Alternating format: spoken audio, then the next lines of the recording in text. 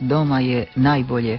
Val je Radio Splita, emisija Doma je najbolje i ove srijede do 20 sati. A s nama su i danas slušatelji Glasa Hrvatske, naši ljudi diljem svijeta. U nastavku idemo po kalendaru. Prije 30 godina, 28. siječnja 1993. počela je operacija Hrvatske vojske pod imenom Peruća, kojom su potpuno neplanirano postrojbe Hrvatske vojske snažnim protunapadom za svega nekoliko sati protjerale srpske snage s brane Peruća, a koju su prethodno minirali, sprječavajući time nesagledivu katastrofu koja je mogla nastati za sve stanovništvo Cetinskog kraja u slučaju izlijevanja vodenog vala iz Peručkoga jezera. U akciji Peruća poginuo je branitelj Ante Buljan, a ranjena su trojica pripadnika 126. Sinjske brigade.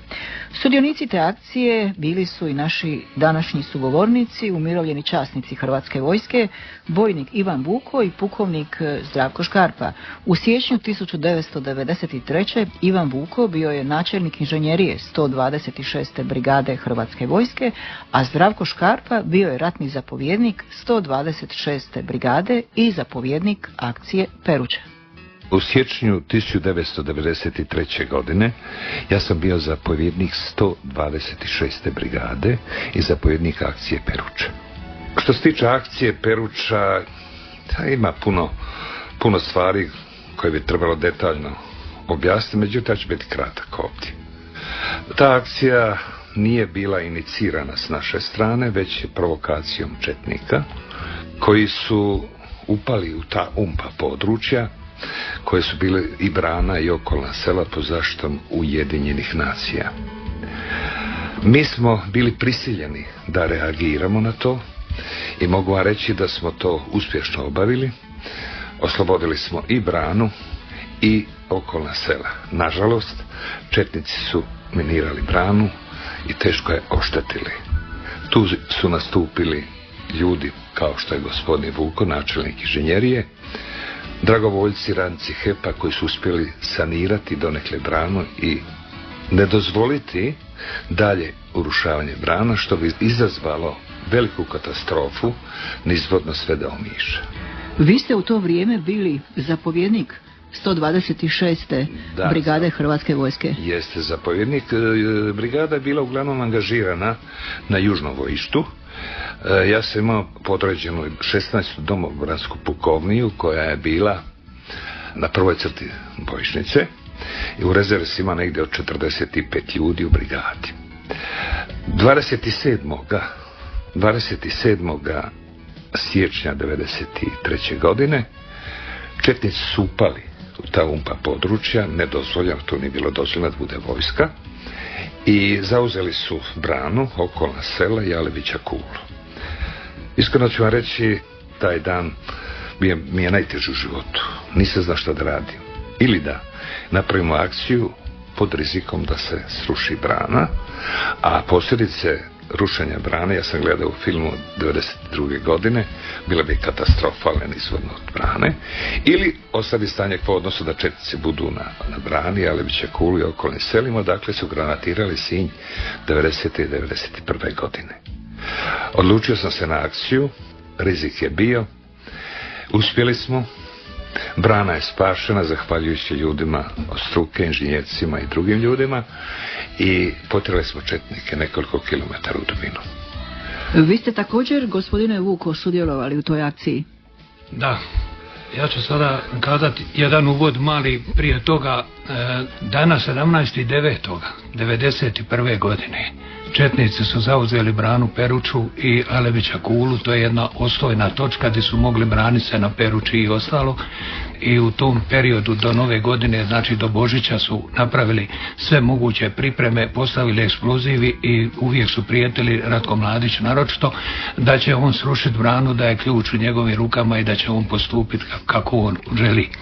Dana 28. odnosno 27. na 28. ja sam bio u Sinju u zapovjedništvu, ja sam obnašao dužnost načelnika inženjerije i u priješnjim našim razgovorima sam za načelnika inženjerije zbornog područja i ostalo, mi smo izvršili izvršili sve adekvatne pripreme šta ako četnici sruše branu, na koji način ćemo je spašavati i ostalo.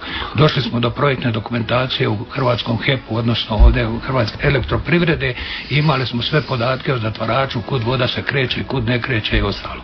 Inače, brana Peruča je napravljena kao suha grana od kamena, zemlje, odnosno ilovače i pijeska, koja ukupno ima 980.000 kubika materijala. Ona je u podnožju svome na samome koritu rijeke Cetine široka 220 metara, ide sa pokosom na 45, izlazi gore na širinu od 7 metara, ali se izdiže iznad zemlje, iznad kanjona 67 metara. Njenom izgradnjom jezero koje je stvoreno, ono je imalo 540 miliona kubika vode. I to je sve tlačilo na tu branu i sve ostalo. To je bila jedna velika bomba i jedan veliki problem Cetinske krajine, obrane i svih zapovjednika brigade koji su i prije i poslije bili šta učiniti ako se ono sruši. To je bila potencijalna opasnost da se poplavi i Hrvatačko i Sinjsko polje, da se poruše svi mostovi, da se primjera na Trilju i u Sinjskom polju ostalo nalazi 10 metara vode visine stupca, porušilo bi sve, izginulo bi, čak se pretpostavlja 20.000 stanovnika, a o ekološkoj katastrofi da ne govorim. Pa eksploziv je postavljen od dana njihovog ulaska na branu Peruča 17.9. do kraja godine 1991. godine i taj se eksploziv cijelo vrijeme do 1993. godine nalazio u utrobi brane. Naime, brana vam je napravljena kao jedan veliki objekat, ogromni, koja u sredini svojoj ima jedan tunel. Taj tunel prolazi sa jedne strane i izlazi na drugu stranu, a taj tunel HEP-ovci i ostali zovu galerija. Ona se vodi kao galerija gdje oni kontroliraju da li se procjeđuje voda kroz nju i ostalo. To je veličine da željeznički vagon prolazi kroz nju. Četnici su unijeli unutra na 5 mjesta taj eksploziv i taj eksploziv cijelo vrijeme bio tu. Dano napuštanja i dolazi Čumpofora 1992. godine u naše područje, četnici su napustali branu, ali nisu odnijeli eksploziv. Ako su i odnijeli su neku manju količinu, a velika količina eksploziva je cijelo vrijeme, gotovo 3 godine bila u toj galeriji. I dana 28.1.1993. godine, oko 11 sati manje 10 minuta, oni su taj eksploziv aktivirali.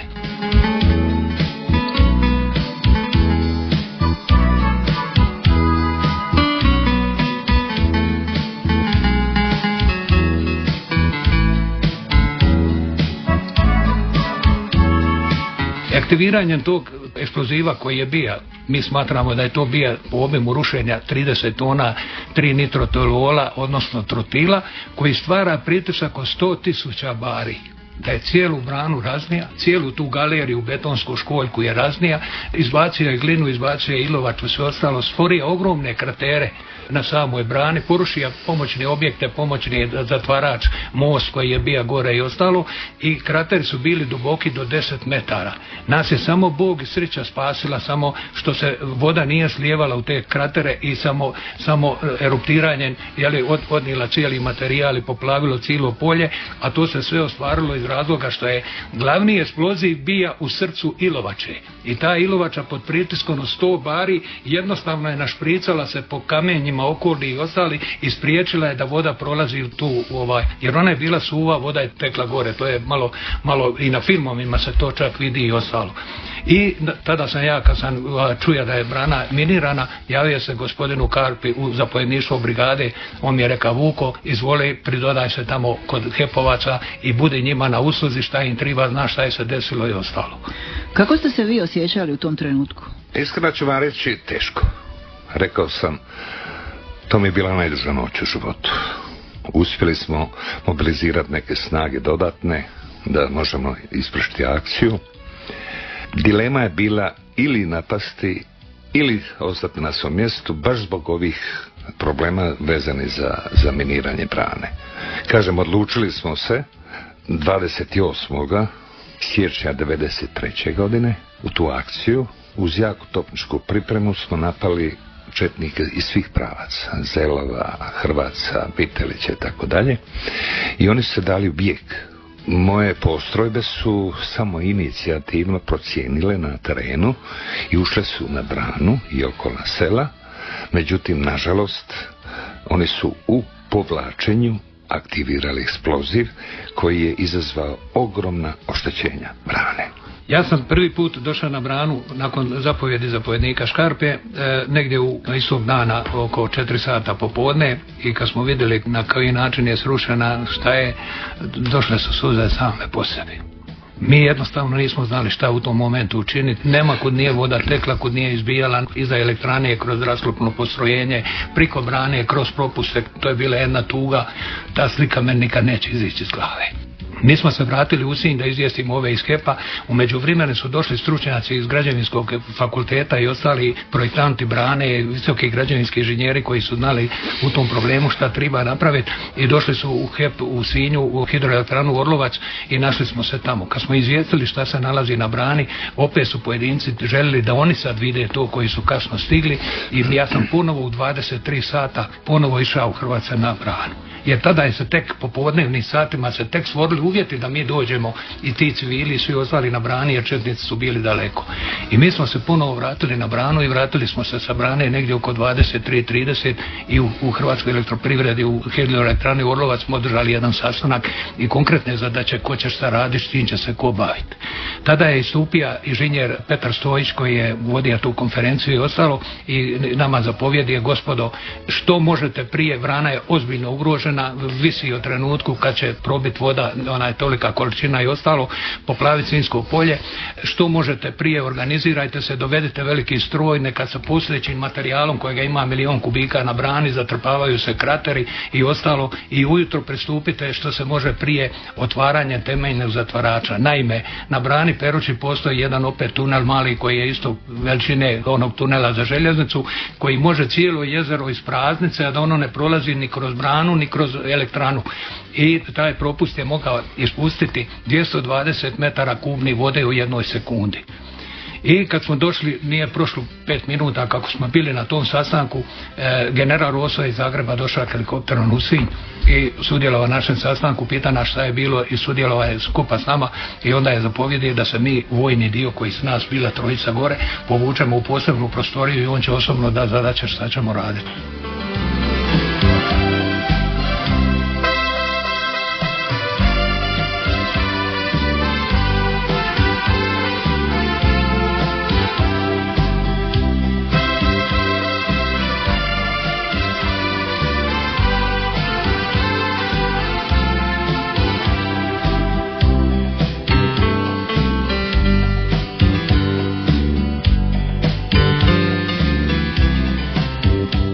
Mi smo napravili odmah plan da se Vladimir Benac, koji se nalazi u Splitu, načelnik inženjerije zbornog područja, da mobilizira buldožer. Ja sam osobno kazao di ima buldožer, čiji je, koga treba tražiti, sve ostalo, i da mi hitno rješavamo eksploziv i sve ostalo za ujutro doći na branu i otvarati taj temeljni zatvarač. General Roso je u tom momentu zapovjedio nama: gospodo, izvolite minirati taj zatvarač i neka voda može isticati.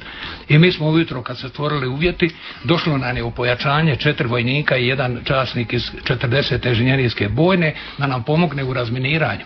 U 4 sata ujutro te noći je buldožer došao iz Splita. Ja sam ga osobno otišao, istovario ga na branu Peruču, povuka strojara u Sinj da popijemo kavu, i ujutro ćemo rano ići, jer ja nisam smija pustiti buldožer da radi na brani, civilni je strojar i sve ostalo, nismo znali imali još mina. I kad smo ujutro došli, kad se svanila zora, otišli smo odmah na krunu brane, ustanovili da nema mina, da bi došlo do ugroze ljudi i svega drugoga, i uključili smo buldožer da gura u te rupe koje su se stvorile, ti veliki krateri i ostalo. Bio je strojar Dinko Paštar iz Satrića koji je živio ovdje u Splitu, civil koji je radio tu, došli se, možete zamisliti, u toku noći da vam neko dođe u krevet, povuče vas, idete vi i vaš buldožer na branu Peruča, koja je noćas, odnosno jučer srušena, danas vi na njoj radite. I sve je bilo uredno. U to vrijeme kad smo uputili buldožer da to radi i ostalo, nas trojica, u to vrijeme je došao i gospodin Benac iz Splita i pridružio se nama kao ekipi. Ja sam bio i pokojni Ante Bartulović, i satnik iz 141. brigade u Sinju, i on se priključio nama na brani Peruča, i onda smo došli do tog zatvarača famoznog kojeg treba otvoriti. Da bi se taj zatvarač otvorio, uopće da bi voda isticala i ostalo, on se nalazi u jednoj rupi, jednoj komori koja se nalazi ispod zemlje na dubini gotovo 12 metara. I kako sam ja zna da se nalazi u takvoj, navečer sam dao gospodinu Vrci iz HEP-a jedan spisak materijala koji nam ujutro treba biti na Peruči. On je bio stvarno ujutro u 7 sati smo sve imali na Peruči i tu su bile jedne vatrogasne skale. Bija je konop, bila je baterijska lampa, bilo je sve što nam treba. I onda smo se odlučili da uđemo u tu utrubu brane Peruče i da vidimo da nisu oni postavili eksploziv dole. Jer ako mi išta sad poduzmemo, počnemo dizati, može doći do eksplozije i da se cijeli naš posao sruši kao Sizifov posao. Kako ste se nosili sa strahom? Pa sa strahom ja mogu kazati da ga nismo niti imali. Mi ga nismo imali kada vidjeti. Jer jedna zadaća izaziva drugu, jedna treću, vi na strah uopće ne razmišljate. Nego samo se borite šta ćete još u ovom momentu napraviti, šta nećete. Od dana 27. ujutru, kad sam se ustao, do 29. u 8 sati na večer, znači 64 sata, ja sam samo 3 sata spavao. To je za nevjerovat, ali smo napravili takvu stvar, evo vidite u kakvom sve ja sam stanju. Kad smo ušli u branu, kad smo vidjeli da nije brana minirana unutra, da nije ništa, da su postrojenja gore od strojarnice ispravna, da je pumpa hidraulična ispravna, da je sve ispravno i da možemo taj zatvarač podići, a taj vam je zatvarač otprilike 4 metra širok i 3,5 metra visok, to je kao ova sjenka ovdje u ovom studiju, njega treba dignuti, ali je širok 80 cm. Je napravljeno čelika, sve čelični limovi, čelični profili i mi smo onda donijeli odluku i prekršili onaj zapovjed generala Rose da to srušimo i rekli smo mi ovo možemo dignuti, nećemo ga minirati. General Roso kad je nama dao zapovjed kazao ovako, gospodo časnici, od ovoga trenutka sada odgovorni ste hrvatskom narodu i hrvatskoj državi za sve što će se dešavati sa branom Peruča. Tako da smo stvarno sa velikom pažnjom. Tu je se stvorilo naše junaštvo, naša stručnost, naša prisebnost, znanje, sve su se faktori složili i mi smo oko 11 sati donijeli odluku da možemo zatvarač digniti. Međutim, sad nam se postavila jedan problem drugi, mi nemamo struje na brani Peruči, a on se diže pomoću elektropumpe i ostalo. Kako sam ja 3-4 puta u Sinj i Sinja Neglezija, uočio sam tamo negdje u jednoj kući gdje su umproforci stali da ima kod njih agregat jedan za struju i ostalo. I onda smo uzeli kamion i otišli po taj agregat i ostalo. Kad smo ga doveli na branu Peruča, htjeli ga upaliti, on nema goriva. Treba sad naći gorivo, treba ispustiti zrak, treba sve ostalo. I mi smo u 2 sata manje 10 minuta uspjeli podići taj temeljni zatvarač i pustiti 220 kubika vode da ističe iz brane Peruče, a kamioni u međuvremenu, moj kolega, odnosno naš kolega načelnik prometne struke, mobilizira je i pozvao je sve kamione iz Jadran-Transa, Lapčevića, Splita, Sinja i svih privatnika koji su bili. To je došlo kamiona da nisu imali kud prolaziti više. Organizirali smo prevoz jalovine sa Dicma, iz kamenoloma Dicmo na branu Peruča i zatrpavali te kratere što je voda odnosila niz Cetinu. Voda je odnosila, mi smo donosili drugi i trpali tu jer jedno mora stati. I tu smo napravili jedan herojski čin i na brani Peruča i na dole. Mi smo nas 4 tamo koji smo bili, ja, Vlado Benac, Ante Bartulović, a Frano Ivanišević je bio čovjek od 60. godina koji je bio u primopredaji Vladi Bojencu, načelnika inženjerije mjesto u Splitu. On je bio s nama, ali on je išao više malo i na Krunu i ovoga, da kažem iskreno, na Kruni je bilo 100 ljudi gore na vrhu brane, gdje su kamioni bili, gdje je televizija bila, gdje je sve se slikalo, a dole gdje smo mi u rupi. Pazite, brana je gori 67 metara visoka, a mi se nalazimo doli 12 metara još na nivou one rijeke Cetine. Da je se išta odronilo od brane, da je voda prodrla i ostalo, vjerujte i danas bi nas majke naše tražile, ne bi nas niko našao. Tako je bilo.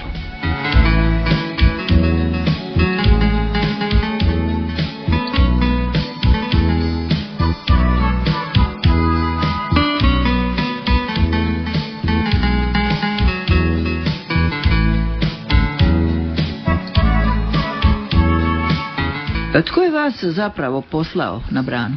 Pa mene je poslao, gospodin Škarpa me je poslao u HEP da bude njima pri pomoći, jer zašto? Svi su očekivali da će biti minirano i okolno područje i okolno zemljište i bez jednog inženjerstva tamo koji poznaje cijelu situaciju, razminiranje i svega ostaloga, nije se moglo ići na branu Peruču. Kad su meni gospoda časnici, odnosno gospoda inženjeri iz Hrvatske elektroprivrede rekli da bi želili u toku noći, znači u 11 sati navečer po noći, ići u strojarnicu, doli vidi taj zatvarač i sve ostalo u kakvom je položaju, ja sam ih samo pitao da li je asfaltiran asfaltiran put dodali, možemo ići, ako nije asfaltiran ja vas neću voditi jer možemo naići na mine i može biti problema i ostalo. Znači Škarpa me posla, a general Roso, on je nama zapovjedio da rušimo branu Peruču i rekao je da konzultiramo HEP-ovce, samo konzultiramo kod donošenja odluka.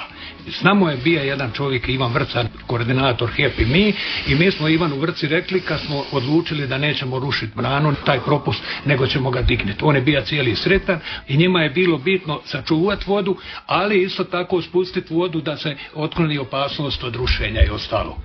Vaši suborci su se, eto, kazao je gospodin Vuko, oglušili o zapovjed. I kakve su bile vaše reakcije na to? Pa iskreno ću reći, ja sam bio obavještavan što se dešava i dobro je da su se oglušili o tu zapovijest, jer ko zna šta bi bilo je bolje da aktiviraju temeljni ispust, što su i napravili, i na taj način su faktički spasili branu. Jer da je došlo do miniranja, možda bilo do nekih komplikacija, čak i začepljenja toga prostora.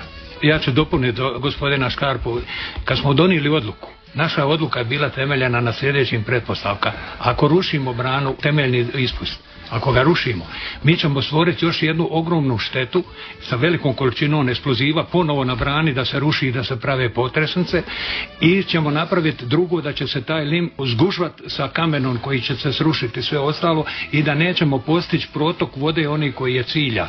Pored toga morat ćemo, ako počne plaviti Sinjsko polje i ostalo, mi nećemo ničim moći regulirati da protok vode se smanji. I to je, mislim, bila jedna sasvim pravedna odluka, a general Roso je rekao najbrži način koji je, jer je tako i inženjer Stojić zapovjedija, što prije pustati vodu. Svi smo težili tome, ali opet što manju štetu napraviti, jer i rekao bi po ljudskoj i moralnoj i svakoj drugoj savjesti smo postupili.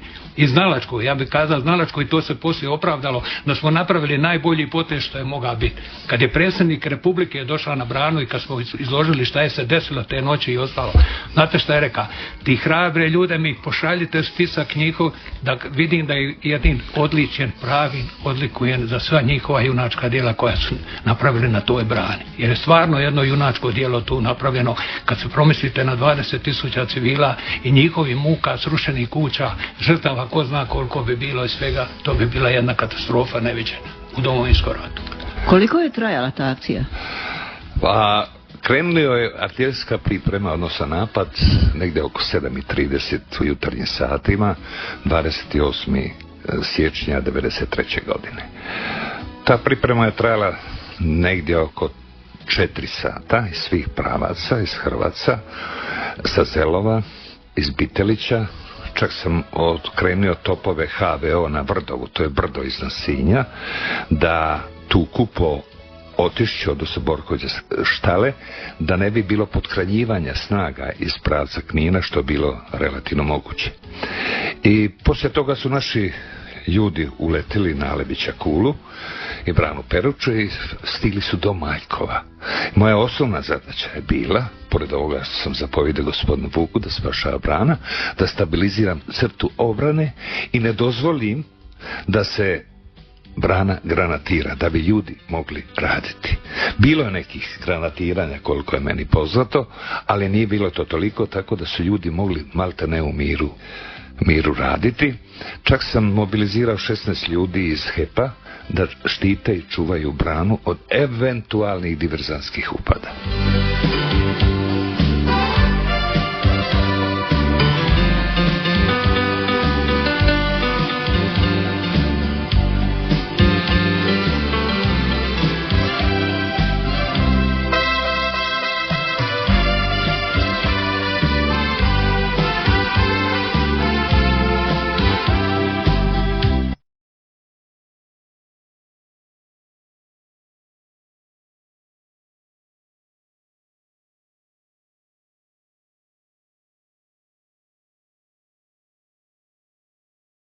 To preljevna klapna koja se nalazi i drži vodostaj 4 metra više, ona je bila u donjem položaju i voda se preko nje, znači od punog kapaciteta jezera ona je bila niža za 4 metra. Ta možda voda je bila presudna da se nije prelila preko brane i ostalo.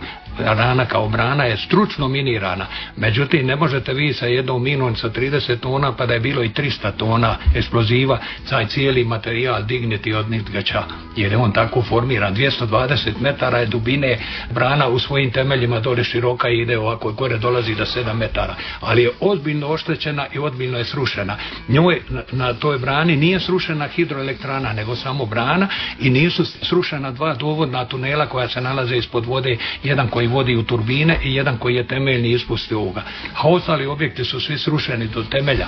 Pa kad vi pogledate 100 metara, 150 metara na izlazu ovog iz tunela, iz galerije je zapalilo kompletnu šumu, to nije bilo ni sable na kore na njemu, ni ništa živa. Koji su to pritisci bili, ja sam to ranije rekao, koji su pritisak trotic stvori kad on eksplodira i ostalo. Tu noć kad su oni došli na branu Peruča, četnici, oni su cijelu noć pripremali, postavljali eksploziju, razvodili su mrežu, električnu mrežu za upalit, štapinsku mrežu, napravili su tamo kućicu gdje će, odakle će to paliti i ostalo. Ja sam u svom pokušaju obilaska brane u ponoć, odnosno 11 sati 28. kasno u noći, našla mašinu kojom se upalila ova brana Peruča koja se minirala. Jer najvjerojatnije su oni kamione svoje nakon cijele završene zadaće, oni su te kamione složili duboko doli u kanjon da im ne bi oštetilo, da imaju s čim uteći nakon miniranja. Jer njihova je zadaća bila čista i jasna. Ta brana u strateškom pogledu, ama nikakve nije strateške važnosti imala za obranu, ni za napad, ni za bilo šta drugo. Ona je isključivo njima poslužila za ubijanje civilnog stanovništva i potapanje civilnih sela i gradova ispod toga. Pa vi znate da kad bi brana bila porušena kako su oni planirali i ostalo, ni jedan most ne bi ostao na rijeci Cetini, ni u Trilju, ni u Hanu, ni na Megori na Panju, i ne biste s jedne strane Sinjskog polja mogli prijeći na drugu, morali bi ići u Livno po obilaznim putevima dolaziti i ostalo. To smo mi imali cijelo vrijeme od 1991. godine njihovog zauzimanja. Naše postrojbe su bile podijeljene, 126. brigada, uvijek u dva položaja. Jedan je lijevi, drugi je desni, jer ako dođe do rušenja brane, mi smo razvojeni. Mi tim ljudima tamo s druge strane ne možemo više dovesti ni municiju, ne možemo im dovesti hranu, ne možemo im dovesti ništa. Pa smo imali tamo skladišta municije, skladišta hrane i kuhinje odvojene i sve živo, tako da ne daj Bože da se desi, jer ne znamo koji moment. Ja osobno mogu kazati da nisam zamišljao da postoji takva budala koja tako nešto može napraviti.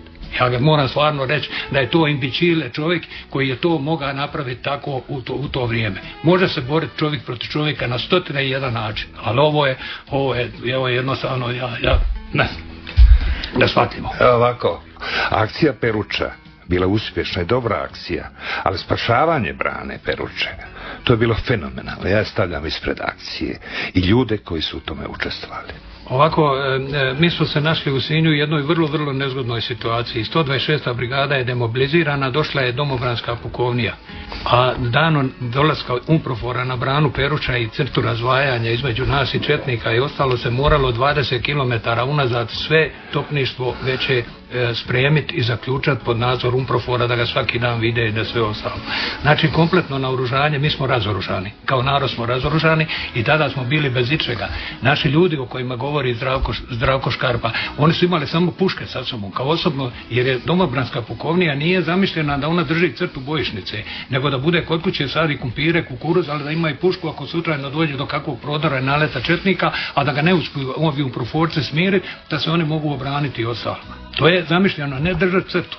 Iza toga je se postupilo kao i 1991. godine. Mobiliziraj ponovo 126. brigadu, mobiliziraj topova, istraji iz skladišta tenkova i sve ostalo što je uzelo. Faktički ona razgraničenje na crti bojišnice je palo u vodu. Jer UNPROFOR nije zadovoljio svoju funkciju. I nakon toga svega se desi to da ova klapna se puste doli, niko ne zna okolnosti kako se pustila i zašto je se spustila doli. Dolazi taj Englez koji je bio u UNPROFOR-u, dodjeljuje mu se visoko hrvatsko odličje za njegovu hrabrost napravljeno na brani Peruči, ali brana Peruča je ponovo srušena. Pa za koje odličje? Pa da je taj UNPROFOR-ac išta napravio, ne bi se brana rušila, jer ne bi bilo eksploziva. On bi našao načina da ga se izvuče i mora je i treba je. Jer znaš ti sam ulazio u tunele, znaš šta sam razminirao, znaš šta je. Znam kad sam ulazio sa baterijom u taj tunel za svitli da ima eksploziva, eliminirano i ostalo, znao sam da može biti svjetlosni upaljač koji će eksplodirati. To su zadnje moje sekunde koje su u mom životu. Jeste li vi možda dobili nekakvo odličje? Ja sam dobio odličje u Hrvatskoj ratnoj mornarici red trolista, jer je moj zapovjednik napisao svake godine kad bio dan mornarice neko bi se nagrađiva. On je dočuo da sam ja bio u crti bojišnice u Sinju, znao je sve šta sam radio i ostalo. Nije navedeno točno da je to baš samo izričito iz Branu Peruča. Predložio je mene i ja sam s Ministarstva obrane dobija odličje trolista i ja sam ponosan na to. Međutim, svi ljudi koji nisu, nije navedeno ni na Peruči ni na ovome, ali oni nisu. Zašto? Zato što je kaj ovaj spisak moj od 8-9 ljudi koji su ukupno bili šta iz vojne, šta je ovoga, došao u HEP, taj spisak narasta po našem običaju na 100 ljudi i od toga nije bilo na kraju ništa. Evo i sad imamo 30 godina, ja ću kazati, ja sam jučer bio u posjeti mom prijatelju Bencu, koji je sa mnom bio ovdje. Znate šta je, kad sam ja njega spustao ovi tunel doli i ostalo, ja sam trebao ići u taj tunel i pogledati. Nažalost, ja sam visoki časnik, ali ja se spustam jer nema vojske, nema ja koga uputiti. Išao sam dole, on meni govori: Vuko, nećeš ti ići, ja ću ići. Kare, ti si težak, ove škale ako puknu ti me neš da drža na konopcu, ja tebe hoću. Ja sam jučer išao da ga posjetim jer su ovi dani kakvi jesu, našao sam ga doma i ostalo, s njim sam malo pričao i družio se. Čovjek koji je doživio iza toga jednu tešku životnu tragediju, izgubio je lijevu nogu do kuka, a na desnoj nozi je sada operira kuk, zadnje vrijeme, zadnjih mjeseci i ostalo, gotovo nepokretan, 100% invalid i ostalo. Pored toga što ga je srušile te dvije bolesti kuka i noge, psihički je čovjek nastrada i vrlo je težak. Obećao mi da će ove godine doći na Peruču. Nikad nije bio.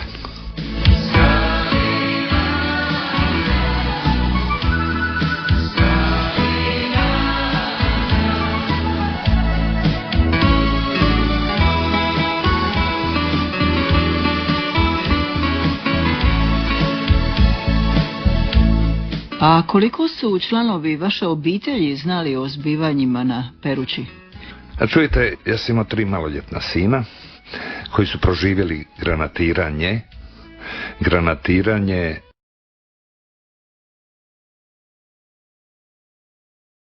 možda utjecalo na mene da se odlučio na akciju, da tog granatiranja više ne bude. Jer moj najmlađi sin je rekao: Čača, hoće li biti još granatiranja? Kad sine, ne znam, ne bi ti ja to mogao više izdržati. Pa ja sam cijeli ovi period od Domovinskog rata, znači od 6.10. kad sam se uključio u 91. godine, kad sam uključen u zapovjedništvo brigade 126. brigade, živim sa obitelji u Splitu. U periodu ranije od ovog, znači 93. godine, prije rušenja brane, odnosno kraj 92. godine, moja oba roditelja su umrla i bili su skupa sa mojim sinom u bolnici. Moja velika i otežavajuća okolnost je bila ta što ja nisam mogao stupiti u kontakt sa svojom obitelji. Tamo gdje sam živio nije bilo telefona, a mobiteli su bili, čuli da postoje, ali ih niko nije vidio. U svemu tome uspostaviti sve kontakte, čuti, poručiti, javi, otiđi, odnesi vijesti i ostalo je jako teško funkcioniralo.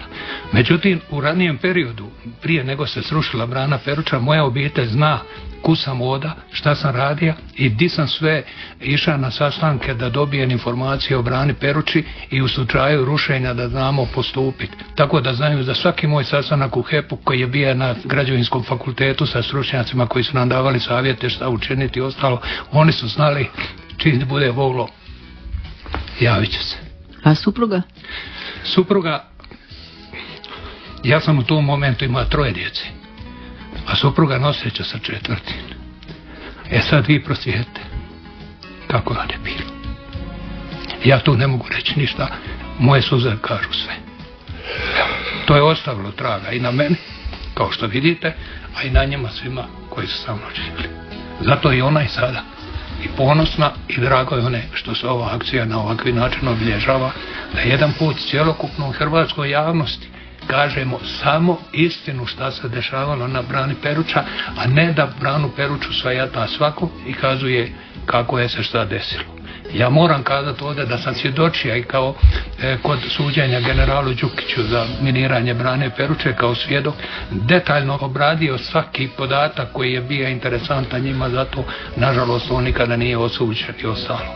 Ali su tu, ja sam sada sjedim ispred vas ovdje Vi ste prvi koji je mene u mikrofon zapitao da se izjasnim za Branu Peruču kako je se ona dešavala. Ko piše te knjige o Domovinskim ratu, ko piše tu povijest, ja jedini znam i živi sam i moj benac koji je malo, rekao bi, bolesan pa ne može ovih stvari svih sjetiti, sam još jedini živi koji mogu kazati od prvog do zadnjeg dana i od prvog do zadnjeg sata, od 27. ujutro pa do 29. navečer, gdje sam bio, šta sam radio, s čim sam se bavio i s kim sam kontaktirao. To su bile velike priče, nije bilo telefona, nije ničega, nego sidate u vozilo, idete i napravite posao. Idete od kuće do kuće tražiti vojnika da dođe neko da nam ujutro pomogne. A ljudi svi čekaju kad će Valca Peruče, kad će ih poplaviti. Koga ćete dobiti? Koga ćete dovesti vi na Peruču, on će ostaviti ženu i djecu kod kuće da ga plavi. Ne možete zamjeriti nikome. Jer to je bio jedan šušur, jedna vrlo, vrlo teška situacija.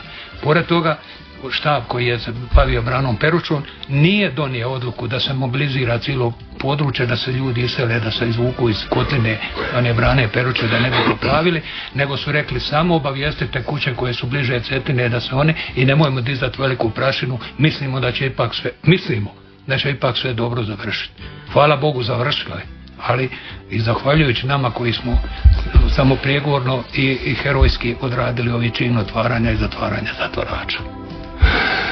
Ja bi ovdje, kad je gospodin Vuko spomenuo istinu, ja vam se puno zahvaljujem što ste nas pozvali da vam kažemo kao sudionici i svjedoci tih zbivanja. Međutim, prošlo je 30 godina. Domovinski rat treba ići u povijest. Glavni problem danas Hrvatska znamo iseljavanje mladih ljudi, jel tako? I ovo treba obilježavati, ali ne opterećivati mlade ljude, već treba govoriti istinu. Ona historija s magistra Vita, to već znate. Povijest učiteljica života. Da bi ona bila učiteljica života, ona mora biti istinita. A za istinu o Domovinskom ratu treba razgovarati, kao što ste razgovarali s nama dvojicom, koji su sudionici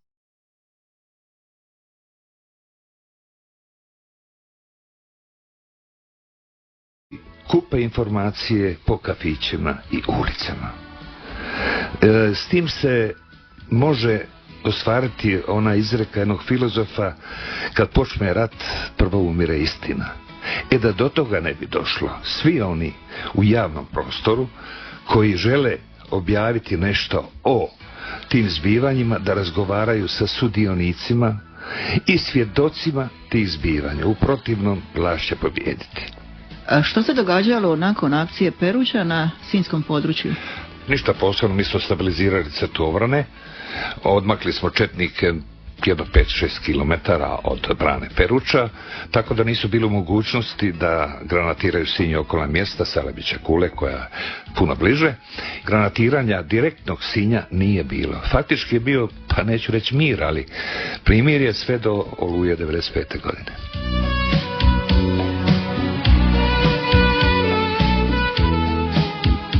Bili su to sudionici akcije Peruča, umirovljeni časnici Hrvatske vojske, pukovnik Zdravko Škarpa i bojnik Ivan Vuko.